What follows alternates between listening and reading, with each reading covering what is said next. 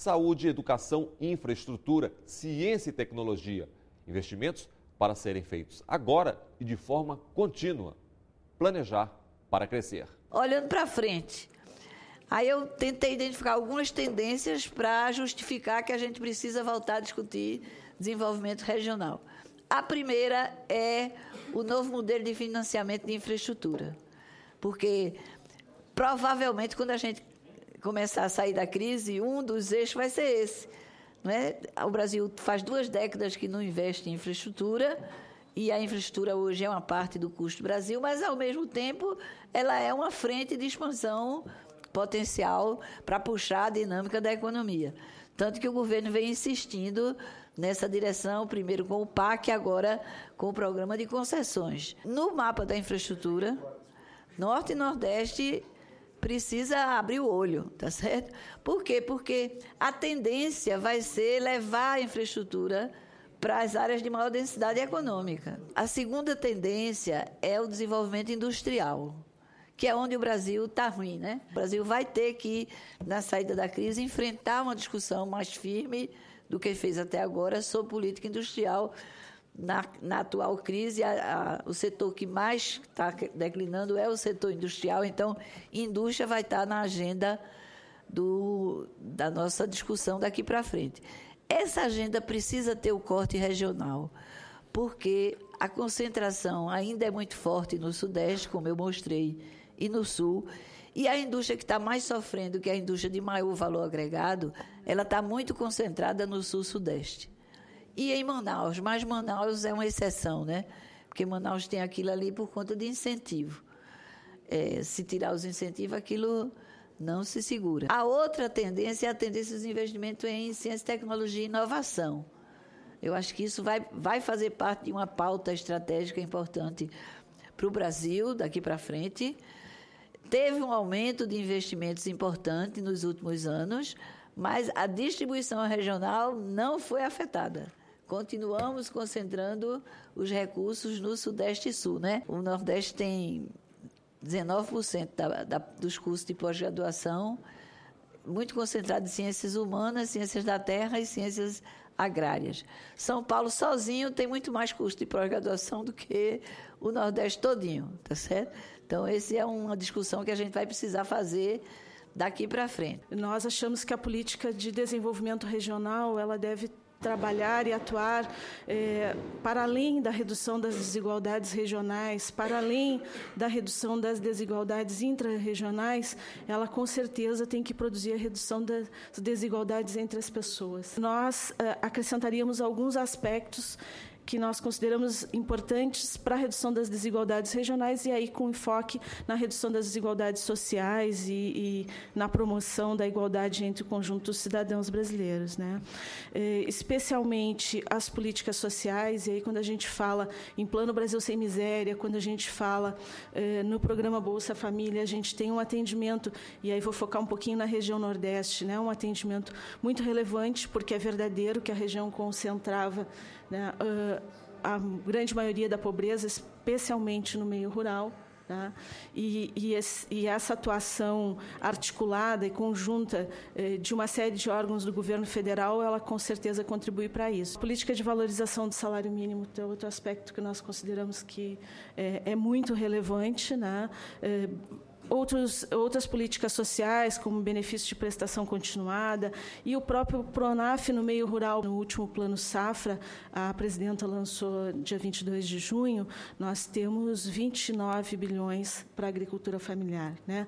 Mesmo num ambiente em que nós estamos buscando a estabilidade macroeconômica, nós conseguimos manter um volume significativo de apoio e fortalecimento. E nós temos alguns dados que mostram que os campos das universidades, e mesmo quando a gente pensar na educação tecnológica, a gente tem próximo de 30% desses novos campos, eles estão na região Nordeste, né? Então, isso é efetivamente uma medida que contribui de forma muito clara para que a gente tenha esses resultados que a senhora bem colocou na sua apresentação. O próprio Pronatec, cujas vagas vão majoritariamente para a região norte e nordeste do país, são questões importantes. A Constituição prevê um planejamento de 4 anos, que a gente tem o PPA. Nós estamos precisando de um planejamento de mais longo prazo. Ou seja, nós precisamos de um planejamento que enxergue, 30 anos, um planejamento estratégico e que depois vá se desdobrando, porque assim a gente não fica na pressão só do urgente, né? Um pacto federativo que considere dividir o bolo atual que nós temos pode não dar conta, não dar as respostas necessárias que nós precisamos, mas é o que nós estamos fazendo e precisamos fazer agora. Eu tenho chamado de federalização, que é a criação de um novo sistema educacional que substitua o atual. Hoje quem faz a gestão é o prefeito. A minha proposta é que seja cada escola fazer sua autogestão, com os professores, os funcionários, os próprios alunos maiores, os pais, e com uma avaliação federal, como já é com o IDEB. E aí a gente checa onde é que está se levando a sério o que se faz. Mas com o professor de uma carreira nacional, em que o professor já vai para lá contratado pelo governo federal, que entra na folha de pagamento do governo federal, como o Banco do Brasil, Caixa Econômica, Ministério Público, tudo isso. Dentro da sua visão, é possível a gente dar o salto educacional no Nordeste, por exemplo, mas vale também para outros municípios pobres espalhados pelo Brasil. É possível dar o salto educacional em municípios pobres que tem aí, sem que o governo federal adote, com um novo sistema, a educação das crianças?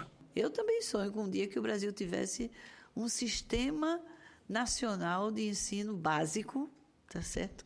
Novo. Eu sonho com isso. Onde a gente pudesse botar o filho do pobre e o filho do rico na mesma escola, como os Estados Unidos fazem.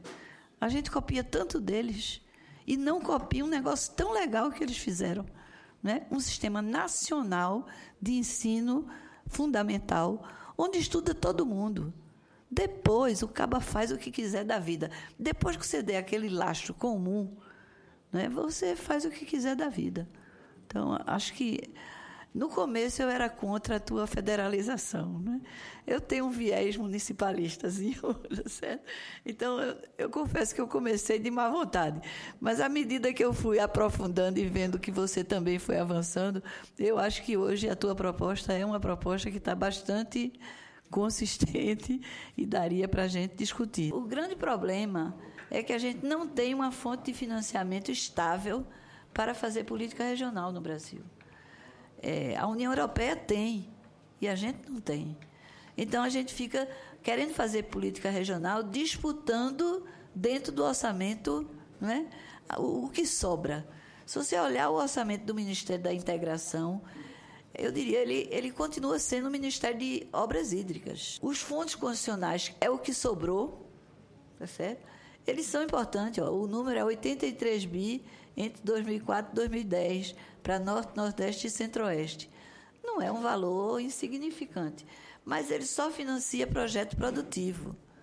Eu acho que é importante financiar projeto produtivo, mas o hiato na infraestrutura, numa hora em que o Brasil está indo para fazer PPP e concessão, como é que a gente vai lidar com isso, não é?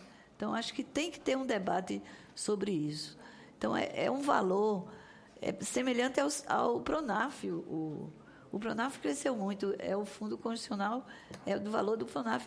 Então, é preciso ter recursos adicionais. Eu acho que adicionais e estáveis. Tá certo? Se for para ficar disputando o orçamento, a gente vai fazer de conta que tem política regional. No caso dos fundos condicionais, que, como sublinhou bem ao final na sua conclusão, eles são essenciais como políticas de desenvolvimento regional. Ponto. Agora, temos que dar a eles a segurança de que não vão ficar só no papel, vão ser implementados.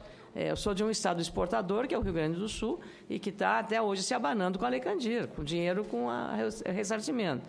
mas devemos. E a União, em relação ao Estado, ela é extremamente draconiana. Tem que pagar a parcela da dívida. E nem fala em fazer um acerto de contas com o que eu devo, o Estado deve, e com o que ele tem de crédito da Lei Candir para fazer um acerto. Contábil, não é desembolso, é contábil. Então, a gente não percebe, por isso que a crise federativa, para mim, ela está tão grave assim. No próximo bloco, a guerra fiscal entre os estados, a política nacional de desenvolvimento regional. A matéria é urgente, requer, portanto, o esforço, a colaboração, a cooperação de todos os entes federativos.